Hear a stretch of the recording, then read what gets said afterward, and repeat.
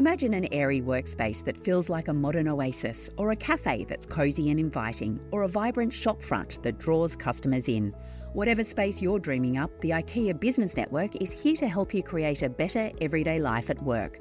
Join the IKEA Business Network for free and instantly access benefits including a one-on-one with an interior designer, member discounts and perks for your staff and family. So go on, join the IKEA Business Network now at ikea.com.au/business.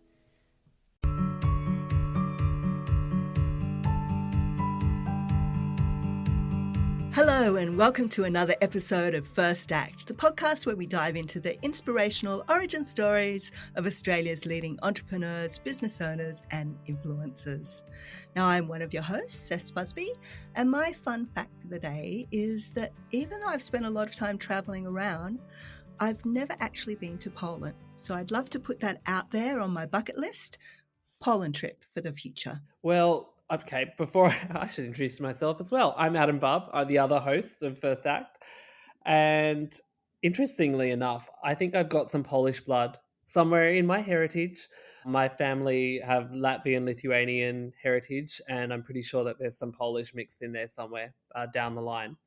But if I could travel anywhere to Europe, it would be probably the Greek islands because it's freezing right now in Sydney, where we're based. It's fitting that we are talking about exploration today because today's guest has journeyed a long way from her childhood in a small European village to become a serial entrepreneur and the leader of a multi-million-dollar business here in Australia. Charlie Puchala is the co-founder and director of Puch Construction and Building, that's PUCH, a market leader in Australia's booming construction scene. She's passionate about sustainability and innovation, threads that run through Charlie's luxury interior design business, Charlie's Interiors, and her ethically sourced fashion label, Czar Collective. As you can maybe tell, she has her fingers in a few pies. So today we're going to explore how Charlie transformed her early struggles into success across numerous fields. Welcome, Charlie. Good morning, everyone. How are you? Good, thank you. Thank you for asking. Yeah, we're fantastic That's here. good. Excellent. Now, Charlie, let's go right back to the beginning. You spent your early childhood growing up in rural Poland. So what kind of memories do you have of that early days?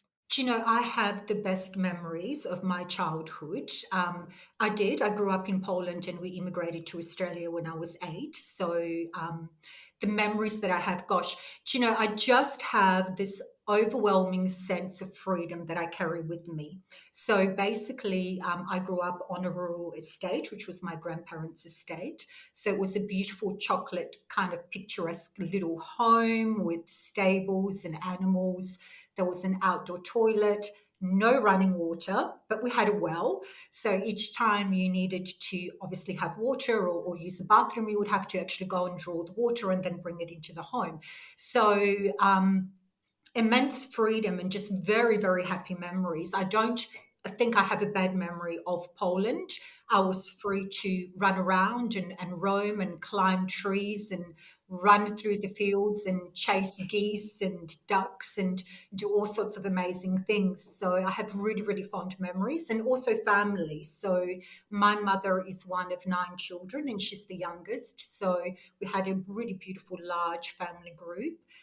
So I just have very, very just amazing memories of Poland with family and lots of freedom, which I think we don't have as children here. Certainly I found that when I moved to Australia. So yeah, and then also I think the value of work, right? If you want water and you want to drink, you have to go to the well and get a bucket and get your water. So I think from a very, very early age that was instilled in me. If you want things, you have to go and get them. So yeah.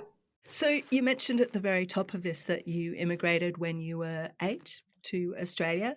So what was the impact for you then going from, as you said, this rural, idyllic childhood, roaming the fields, to being in a city in Australia on the other side of the world? Well, it's interesting. I think that was the last time I cried, actually, believe it or not. So we were sitting in the, yeah. So we were sitting in the back of the car. My father had come to pick us up from the airport and we were driving at that time. I didn't realize, but we were driving to a tiny little village called Donnybrook in Western Australia. And I just remember sitting in the back of the car and watching very brown desert land, very low shrubbery, and a lot of grey cement kind of looking buildings, which was so far removed from how I grew up and where I had grown up, and the visual impact of that. And I just remember sitting in the back of the car and I just had these little tears just rolling down my cheeks. And I just remember thinking, oh no, what is this? So it was just such a profound memory that I think just stuck with me. Of course, now I love Australia and I'm so grateful for the opportunities, and it is a land that I call home. And I love the desert and I love the isolation, and I love returning home to Donnybrook for that reason. But just the sheer impact of that when I was 8, coming from somewhere that was very green with rolling hills and very architectural to literally desert, was quite had a profound impact on me. So that memory's really stayed with me for my whole life.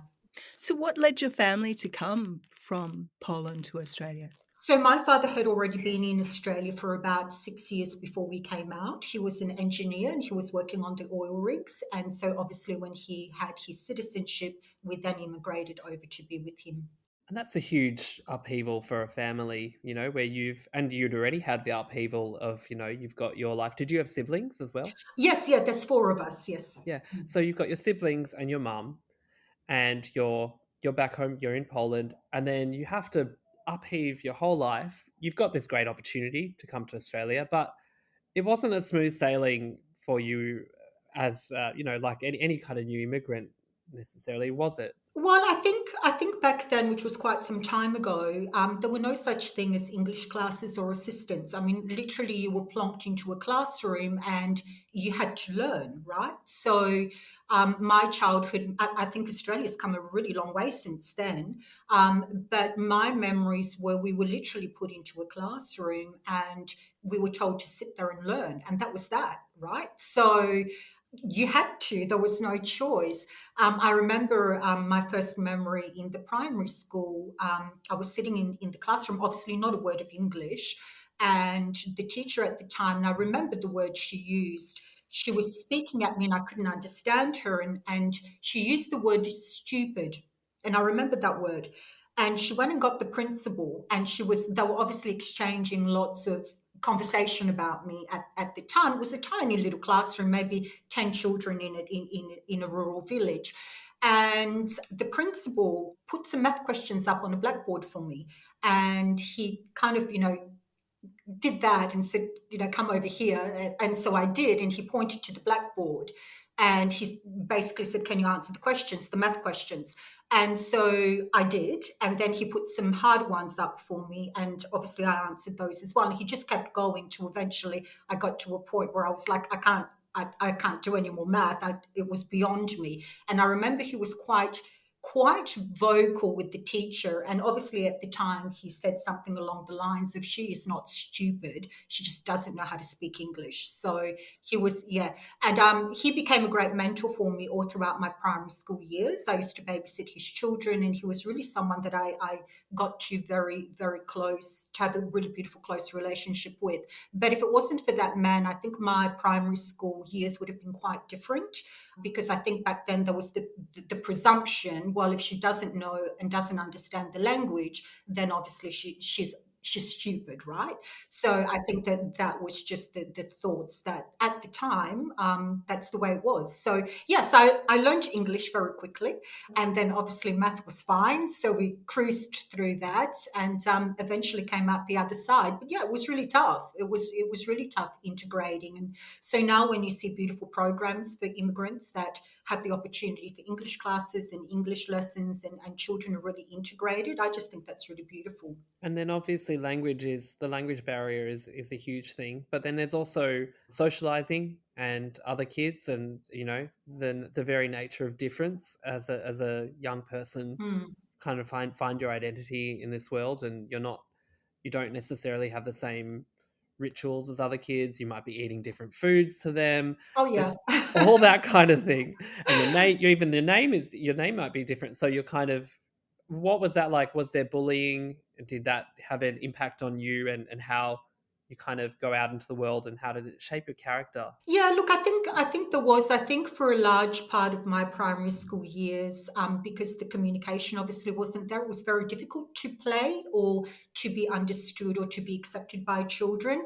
I think the fact that I was very sporty helped me a lot because I was able to do sport and sort of have some sort of interaction with other children, obviously tennis, volleyball, netball, basketball. So at least I had a few hours a week where I was able to integrate with them a little bit better. But yeah, definitely, probably for us, not so much the food, but I think definitely the language barrier was a fundamental difference. How can you build a friendship with someone when they can't understand you? So, and particularly, within those critical years of 8 to 12, where language becomes and communication becomes the fundamental area of play. So, yeah, it was tough. It was really tough. And so, obviously, bullying as well. She's the odd kid out. She sounds different. She looks different. It just comes with it. So when you finished school, you backpacked around and you worked in various jobs before settling in Sydney. What made you decide to call Sydney home? Well, it was interesting because obviously I had my immediate family network in Western Australia, and by the time I was about 14 or 15, had developed a good friendship group as well.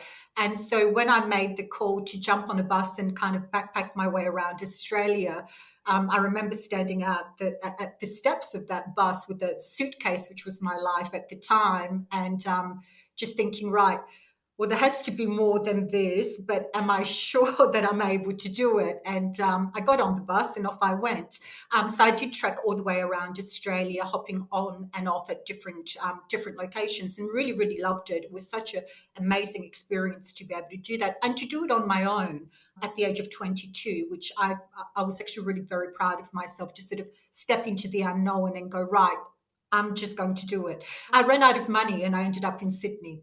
And that was the love story, right? So that was it. I was broke. So Sydney was the location that I ended up in, and obviously had to get a job and start all over again. What do you think was the biggest lesson from all that traveling around? I mean, obviously, resilience is just part of your DNA, but what else do you think you learned from that trip? Do I think really a sense of fun and adventure, to be honest with you. I really learned it's so important to keep a sense of humor, to seek adventure, and to seek fun. And that absolutely, that trip just embedded that in me, I suppose, which I carry with me to this day.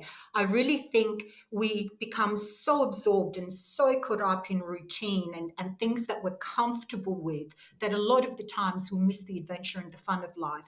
And so, what that trip really forced into me was to really make me realize if you just get on that bus, there's a whole adventure out there. Just get on and go, right? So I really do carry that mindset where anything that I do now, I just have the mindset of, sure, I'll hop on that bike. I'm going.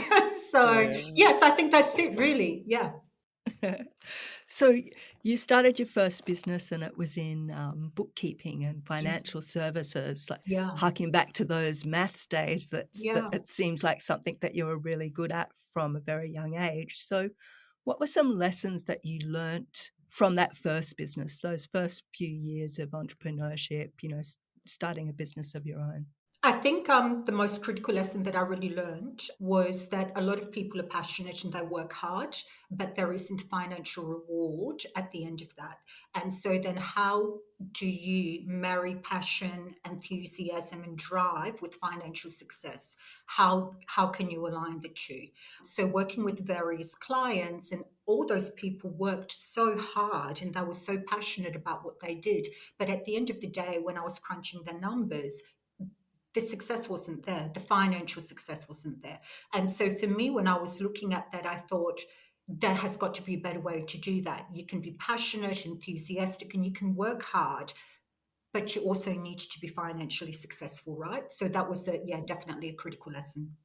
You talk about marrying those two things, but marrying of another kind. You met your partner while I you were did. running that business. So, I and did. you also decided to start a family. So what impact did that have on you and the business, and how you were working and the way that you worked? Well, look, it was significant because I realised very quickly that to support our family and to support us in Sydney, I really needed to start something with the two of us using both of our skill sets so that we were able to support a young family.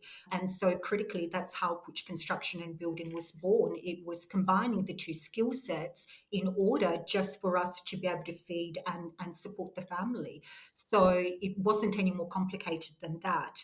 Obviously, at the time, I had no idea where the journey would take me and the various things that I was able to do from that point onward. But really, when I look back on those days, it was really a case of, okay, well, I know how to do this really, really well. And I know that I can make this successful.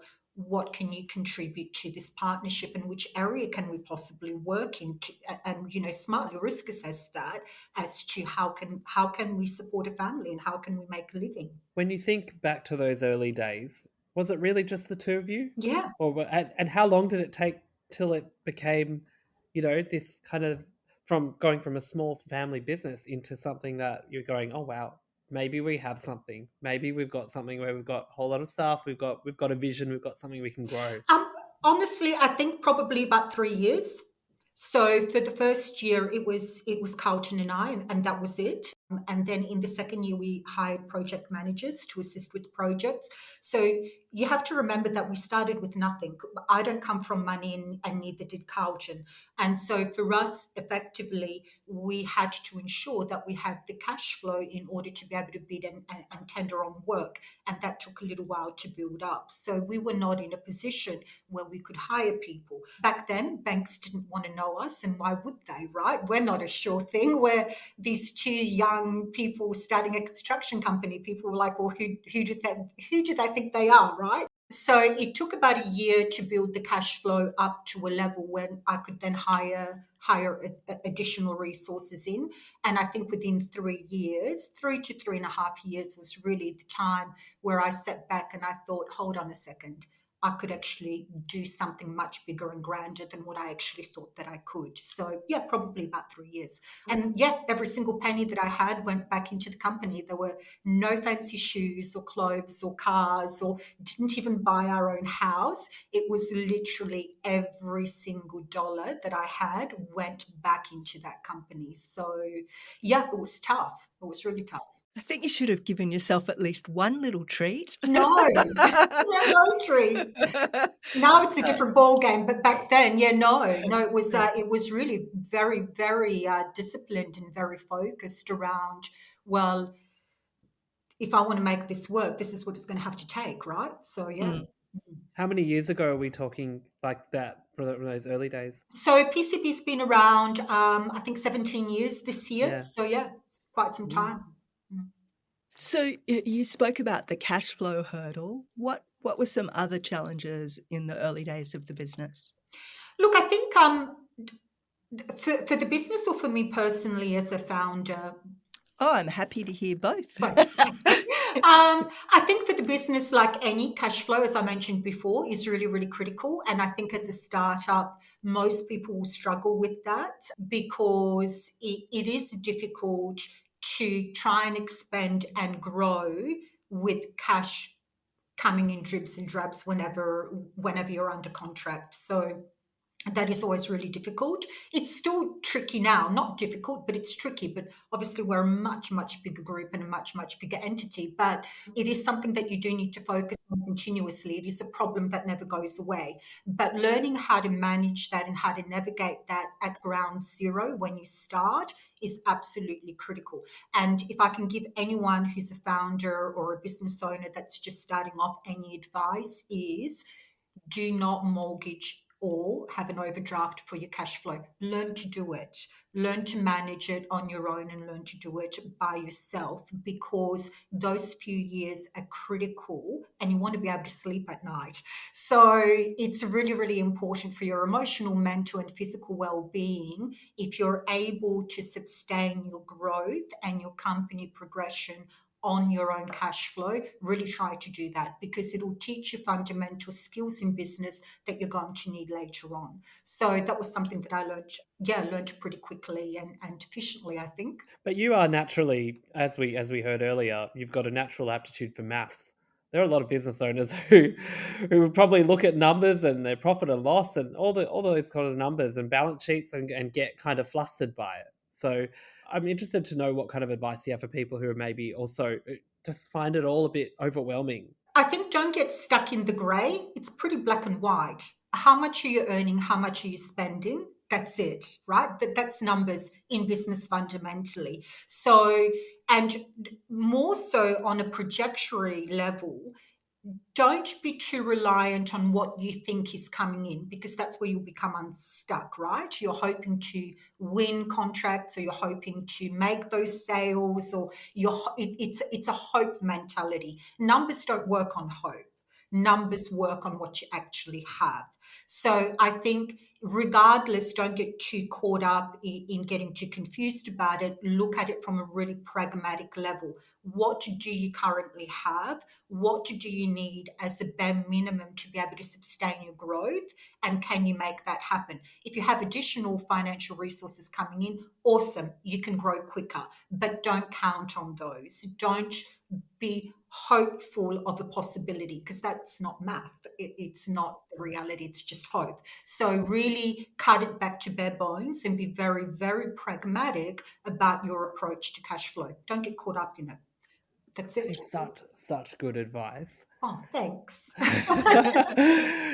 thank you. No, you're Yeah. very generous in offering that kind of those words to anybody who's listening, any founders who are listening who might feel a bit overwhelmed by it all. Just talking about the company, and it's not a traditional construction company, is it? You do specialize in underserviced government projects as We one do. of your things. What led you to that niche and that decision, and how has it benefited you? Well, look, at the time when we were risk assessing the clients, and I think that that's something, again, a really fundamental skills to have, is to be able to risk assess before even stepping into a business venture. So when we risk assessed the different industries, and we looked at the private sector, we looked at the corporate sector, there were numerous issues and problems, particularly with private clients. And one of the things that I was always very mindful of is I didn't ever want to be dishonest or not authentic in how I did business. That's not who I am as a person, and I didn't want to live my life like that. And so when you're speaking about private clients, and the construction game is, and anyone who's built a house will tell you this, builders will go in super cheap, then you get these crazy variations, then you're stuck with the builder. And so you're stuck right from ground zero with private clients in this bidding war with, you have to effectively undercut what that project's going to come in on, because you won't win the work otherwise. And then you're going to have to put in for variations for all the things that you haven't included in your quote. And that is not a game I wanted to play, and I didn't want to do it that way. And so when we looked at the government sector, that was an industry and a section of the construction industry where I didn't need to do that. I could put in an authentic quote as to, this is what it's actually going to cost to deliver that project, and I wouldn't need to be underbidding or undercutting in order to win that work. So that's really what led into the government sector for us, and we've remained within that sector for 17 years. So that speaks to the integrity of the company, to the fact that we don't do crazy variations, we don't put things in that are not appropriate. We get audited every year. So it really speaks to how authentically we've managed to stay to our ground roots, the fact that we've been in that industry for 17 years. So effectively that's really what led me into that specific area. It wasn't glamorous work. And the projects that we started doing were pretty minuscule, right? It was cleaning up waste, it was asbestos, it was all the things that nobody else wanted to do. That was okay. I didn't mind. So that's how it started. Ever the pragmatist, Well, Charlie. That's you. Do what you have to do. Yeah. Well, we'll be back with more from Charlie after this short break. So, Charlie, the Constructions, it's not your only company, it's not your only business. You've also founded several others, as we've mentioned in our intro, one of them, Charlie's Interiors. What was the kind of aha moment for you that drove you to start that business? Because that sounds a little less pragmatic than your Putch Constructions. Yeah, I think for me, I've always been super creative, and I love beautiful things, and I have always loved beautiful things. And so I think for me, I kind of thought, what could I possibly do in the construction sector? That's obviously what I do, and I do well.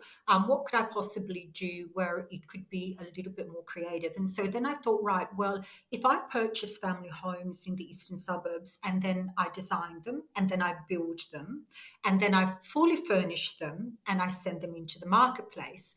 So then I kind of started mapping out that business model, and I thought, I like the idea. It's never been done before, but I like the idea. And then I thought, I'll take it one step further. And I actually want to start using environmental products. I want to start using original artists. I want to travel to India and I want to meet the makers in the factory that are producing these products. I want to sort of provide a holistic solution and have a look at the wheel 360, effectively in a 360 degree, and actually work out where can I fit into that. And from, I suppose, a humanitarian viewpoint, how can I possibly make things maybe a little bit better within that? And so that's how Charlie's Interiors was born. So then I approached various real estate agents and said, hey, I'm going to build houses and I'm going to sell them fully furnished, meaning sofas, rugs, original artwork, cutlery, glasses, the most incredible things you've ever seen in them. So effectively, you open the door and you can host a dinner party immediately. What do you think? And they all kind of just looked at me and they went, who's going to buy those houses? Don't be like, what are you thinking? And I thought, I'll do it anyway. And so, and so, and so I did. So I thought, I think I got this right. And so I did. I went and did it anyway. And lucky, a lot of hard work, but lucky for me, the clients appreciated the beautiful home environments that I'm able to develop and produce and the things that are in them. And so they sell immediately. My last property was on the market, I think, for 24 hours before it was purchased. So they go very, very, very quickly. And I think from a client viewpoint, from my perspective, you move into a new home or a bigger home, your furniture doesn't fit. If you've got small children, half of it looks like it's been, dragged through the hay backwards. And we all know the problems. And then you're moving into this beautiful new home and you're putting all these old things that don't match or don't suit into it. And you're kind of like, it's kind of lost its charm. You lose your mojo. You're like, yeah, I'm in a new home and I've got a great big mortgage. I don't feel so good about this anymore. Well, my thoughts on that were, imagine if you bought a whole product and the bank gave you the mortgage for it and everything was amazing and new and beautiful and custom made to fit your space. But not only that, you can feel good about it because I've gone to the factories in India. I work with people that are being paid correctly, where products are being produced ethically. And then you just get to enjoy all of the end result of that. So I kind of thought that it's a pretty neat thing to be able to do. That ethics and sustainability angle is so important nowadays. It's just, I think we all feel pretty horrific if we know that a product has had any kind of genesis that is not good to the people who are making it. How do you integrate those values into your projects? And I think to that end as well, the next question we have is probably going to link in with that, which is to do with your fashion line. Well, look, at Puch Construction, obviously, there's very strict government guidelines around what we can and what we cannot do. And that's very, very regulated. And I'm actually very happy about that because it needs to be. Charlie's Interiors, which is residential development, the regulations are not there. So basically, developers can do whatever they want to do effectively, as long as it structurally meets the DA requirements. There's no such, there's limited things. It's not something that's viewed in a holistic way. So it's still very much a cowboys industry, I think, with that aspect of it. So for me, I think it comes down to morally and ethically being aligned with what I believe in and what I think is best for the environment. And you have to understand it's all within reason, right? You have to be able to build something. It has to be able to stay up. It has to be able to meet DA requirements. So it's forever this tug and war of, well, what can I do? What additionally can I do? How much better can I do it? And then, of course, Sar Collective, the fashion label, was born when I went to India, and I met all the amazing artists and fabric producers and manufacturers. And I thought, how can people not be producing these amazing garments with organic fabrics and organic dyes, and really supporting people that just are so passionate about all of this? And so, yes, our collective came along. So that's how it happened. So you talk about how can people not be using organic and beautiful, supporting, you know, the artisans, etc. But so many businesses don't do that. So many businesses go for the cheap option. They don't care about sustainability. They don't care about ethical fashion. What was the moment for you where you went, I am going to start this fashion label and I want to make sure that everything is ethical and sustainably sourced? Look, I think I hold the viewpoint of everybody needs to survive. We live in a transactional world. Everybody needs to make a living and everyone needs to be profitable. That's just a given. I think that as leaders, as business owners, founders, directors, we have an ethical responsibility as to how we choose to do that. And that's really important. So I think it's a tricky road to navigate, and I think most people, a lot of the times, just do the best that they feel they can, and that's okay. For me, I am, I suppose, more fortunate than most, where I have several businesses which are providing income and profitability, and so Zar Collective for me was really critically and fundamentally based around how can I make this the best that I can. It is not a profitable business, let me tell you. So don't go thinking she's made a mitzvah. I haven't.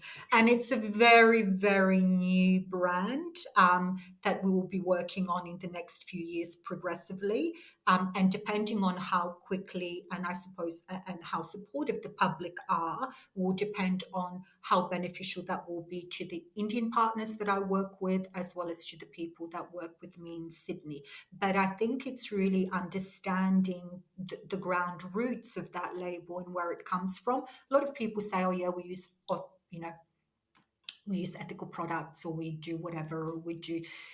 And a lot of the times when you look at it, you go, but are you really? Are you really? And I think, consumers are smart. And I think also from a consumer viewpoint, you're looking at and dollar spend as well, right? So I think it's important. But look, I think for me, the most basic thing, the way that I look at it holistically, and this again, I cut the grey out of it and put it in black and white.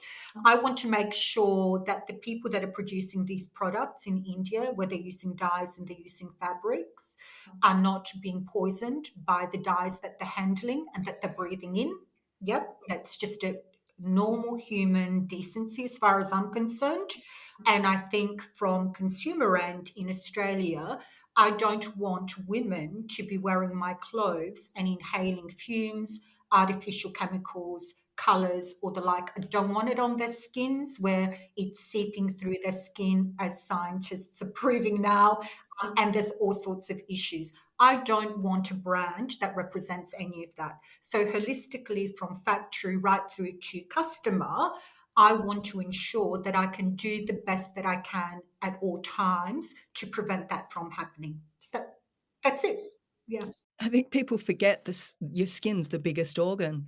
Why would you want to be putting um, Do you chemicals know, all over your you're skin? so right. You are so right. But people do. People do. And particularly the much younger generation. These girls are like, oh, that's $100 dress. I'm going to look hot. Bang, on it goes, right? There's no thought to hold on, So yeah, I think it just needs a little bit more educational marketing done so that, people really start to understand. Gosh, it's so much worse when it comes to fast fashion, when Oh, it's like Shein and Temu and some of those websites where it's not even $100 dress, it's like yeah, $20. Yeah. $20, 30. And I understand that there's obviously people who there's price point issues, people want to be able to buy cheap clothing because you don't have the budget. But yeah, some of that stuff is just so terrible. Oh, Yeah, look, it's such an interesting industry, and I'm so new to it. I have so much to learn. Like honestly, every year I'm just learning huge amounts of data and statistics and viewpoints and customer viewpoints as well, right?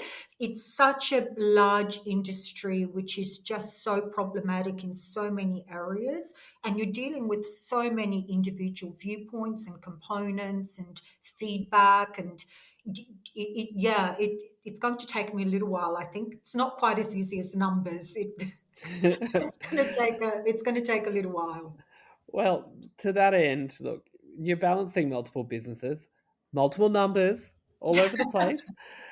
It's no small feat by any means. Oh, How do you manage your time and energy across such diverse ventures? I think I have become much better at it. And the one thing that I am really grateful for is I have an incredible senior management team.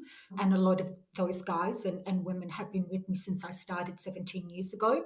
So they have a really, really keen understanding of who I am as a person, who I am as a business owner, and what the expectations are. So I certainly don't do any of this on my own, and I absolutely could not. So those people are absolutely critical to every single part of my success, and they are effectively family, right? They've been with the company for a really long time. So over the years, one thing that I have really learned, and I speak about it in the new book that I've just written, is you really have to at some point understand that as a founder or as a director, emotionally, mentally, physically, and spiritually, ethically, to a level, you have to really make sure that you make time to ensure you're okay. So you really do need to allow for a few hours a day where you can work on those four fundamental pillars and work out what's not working for you.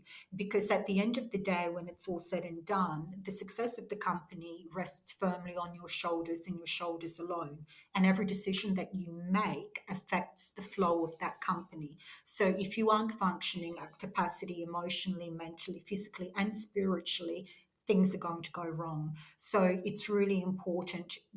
I'm a machine. How well I function depends on how well I do emotionally, mentally, physically, and spiritually. So it's really important that I can recognize when things aren't working within me and then have the time to be able to sit back and go, right, that's not working, or you're not feeling good about that, or that's not happening. How are you going to change that? In addition to the many businesses we've mentioned today, that are Charlie, you're a director of, you ventured into the hospitality industry as well, a Tunga Group. Look, I don't know if hospitality, I suppose hospitality, yes, would be the right way to describe it. It's a beautiful resort lifestyle group that deals with exclusive lifestyle properties. And it really is something that I started about 12 years ago. I bought my first property. And again, comes back to, I suppose, gosh, when I speak about it, I think I've always just had that strain in me. So for me, it really came down to when my first child was born. I didn't want him to be a city kid. I really wanted him to have the opportunity to run around and be exposed to the great Australian outdoors. And so the hunt then became around, well, how do I make that happen? And so I did make that happen with purchasing the first property, and then obviously started with holiday rentals and short-term rentals. Within 4 years, I purchased my second property, which is a beautiful 150-acre property in Kangaroo Valley.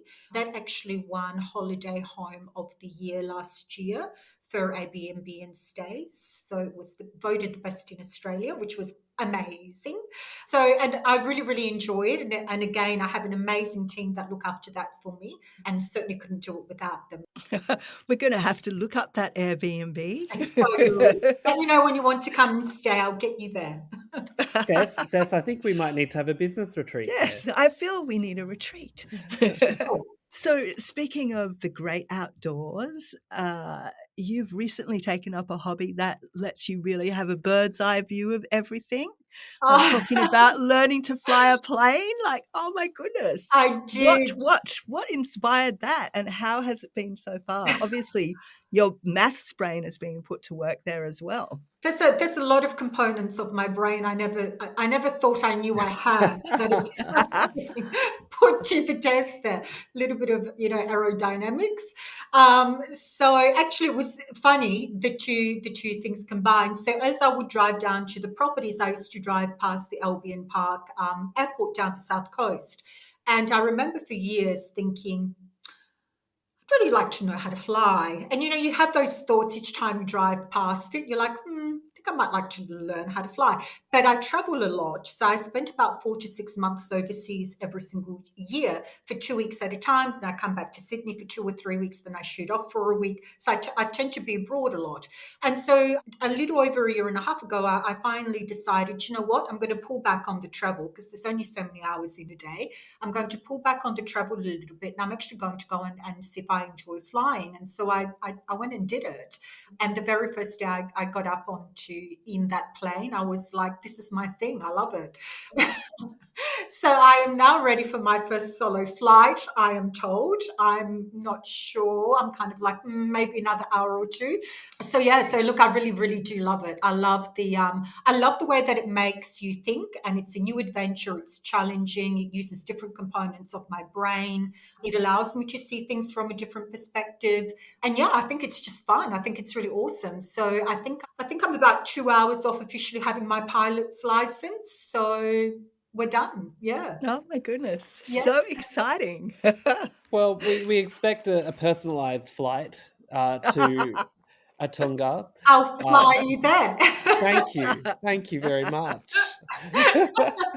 Is it things like, I mean, I imagine that's using up a whole piece of your brain that doesn't normally get used in your day-to-day business. Is that also doing things like, learning new skills, hobbies like learning to fly? Are they the things that help you keep your motivation for your day-to-day business? Because you have so many businesses, so many accomplishments, but there's got to be something that keeps you motivated and keeps you striving for more. Yeah, look, I'm actually very result driven, and I really find that's where I get my most satisfaction and my motivation from. I'm really result driven. It comes back down to numbers, I think, for me. So I tend to find a lot of reward in that itself.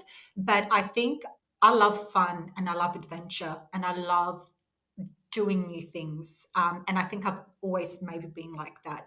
And so I think it's really important, and we touched on it earlier in the podcast. It's really important, I think, that we break out of our habits and we do new things. It teaches your brain to perceive things differently. You have amazing new experiences. It kind of almost like feeds your mind, right? Or your heart or your soul or whatever you want to call it. But it certainly provides an element of enthusiasm for life, which we should have because it's awesome. And I think sometimes we forget that when we go to work, we get into the car, we go home, we do our same thing, we get back into the car, we go to work, we go home, we do the laundry, we look after the children. And I have them, I know what that's like. On the weekends, you're doing the food shop.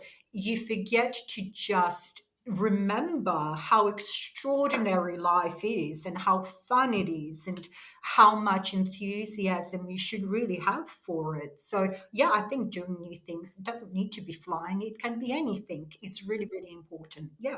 Life is definitely extraordinary and fun. It is, and we forget. I forget if I have a really busy 2 or 3 weeks where I'm stuck on my computer in my office. There's challenges, there's issues. I forget, right? I kind of just you're in this box of I've got to deal with what I have to deal with. You forget those things. So but you have to consciously remind yourself. Nobody comes along to remind you. You have to do it yourself. Thank you, Charlie. I think that's just about all we've got time for. I can't believe it's the end of our time together. It's been fantastic chatting with you. Thank you so much. It's been so lovely speaking with you and having the opportunity to share some of my thoughts. Thank you. Charlie, it's been fantastic chatting with you. And I realised you mentioned a book earlier. Oh, yes. Tell us about that quickly before we go, because I'm keen to know when that's coming out, what for anybody that wants to know more. So the book will be coming out hopefully towards the back end of this year or early next year. It's called Sex, Control and Money. And it's going to go with a bang. But it basically just kind of You didn't realise what you said there, did you? We should have led It's this going to podcast go with a with bang.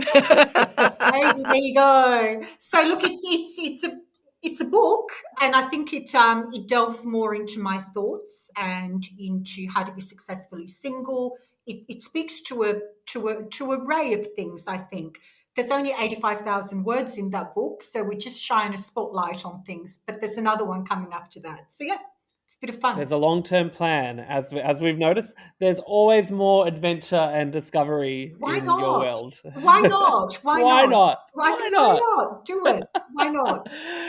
Well, thank you so much for joining us today. And Thank you. look, to our listeners, thank you for tuning into First Act. Be sure to subscribe, leave us a review. It helps more people benefit from these conversations and these learnings. And join us next time for more inspiring stories from Australia's finest entrepreneurs and influencers. Bye for now.